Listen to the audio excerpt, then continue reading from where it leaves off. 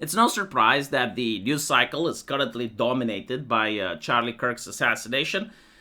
And unfortunately, a lot of people forgot that there's something else that happened, which is the case of the Ukrainian girl, Iryna, which was brutally assassinated on the subway. And that stole the headlines for a while until something else happened. And I think it's important for people to understand that both of these events are just as bad and they deserve equal attention. Now, apparently, there is a rumor, or not necessarily a rumor, there's a way of presenting a story on Twitter that the judge presiding over the case of Iryna's killer has released the killer into the wild, right? So you have like this post where the judge is laughing, right? He's smiling. A picture of the judge. It's almost like he's like, yeah, look what I did to your city. Can you stop me? You can't stop me. Haha, no, I can stop you. Right? Like that is the intention of this post, is to drive public outrage to 11. Now, I don't know anything about this judge, right? Like the implication is that he's a George Soros judge, I guess. He very well may be. I personally don't know. I haven't looked at how he managed to get this position. But I don't think it matters for the conversations that we're going to have right now. So, what actually happened? Well, in the United States, you have this legal condition that a person needs to be fit for trial before a trial can happen. I mean, I think every American knows about this, right? And every single time it's applied, people are shocked. And my take is, well, if you don't want it to be applied, why don't you pressure for the law to change? Because the law only makes sense if a nation has mental asylums. If you shut down the mental asylums and you keep this law, you fail law-abiding people. You fail the innocent people. Right? And so you're in a situation where the judge doesn't really have a choice. If the lawyer can say, well, my client is not fit for trial, and the judge goes like, how do you substantiate that? And the lawyer goes, well, my client believes that the government placed a chip into his body and the chip forced him to commit the murder. And the judge goes like, okay, get a psychiatric eval and prove to me that's the case, right? Like if a psychiatrist, after analyzing this individual, claims that, yeah, like they don't know right from wrong, then they can't stand trial. And I don't know what they will do to him if that's the case, like if he can't stand trial. Again, it used to be mental asylums, but I think it depends on a state-to-state basis. Like, he can be placed into the protective care of one of his family members, or that are there any institutions to take him? And if yes, for how long? Right? Like, this is the predicament. And it's interesting when Trump says he wants to reopen the mental asylums, there's a lot of pressure to close them. And it's pressure from the left, which is the ideology responsible for them being closed in the first place. A lot of people point out that this guy was released, I think like 10 times before he committed the murder.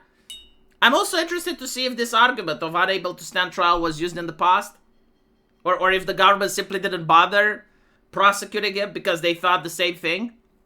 It would be interesting for someone to look. But the whole purpose of having this, like unable to stand fit for trial, is due to the fact that the roots of the prison system as a concept are deeply tied to Christianity, right? So what does Christianity teaches? Well, it teaches that all human beings are made in the image of God, so all of us can have compassion, love, and understanding. We can have the capability for remorse and regret. And so if you take an evil person that chose to do evil and you place him in a bad situation like a prison, where it's kind of like, well, in the beginning, it was created to be kind of like a monastery, right? Like you're just sitting there by yourself. You have reflection. You have time to think about what you did. That's why they're given a Bible, right? To have time to reflect.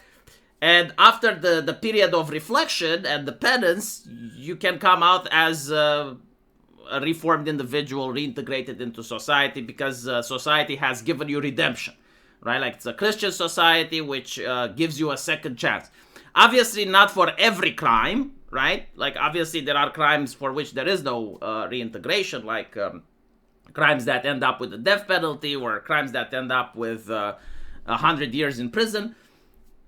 those crimes exist. But like for the overwhelming amount of crime, for the overwhelming number of things, the idea of a prison system is designed for people that can tell right from wrong, to be able to sit in a place where they're suffering and they also have a time to reflect, and then they come out reintegrated individuals. Again, that's in theory, right? Like that's what the people who designed this at the time thought when making the system.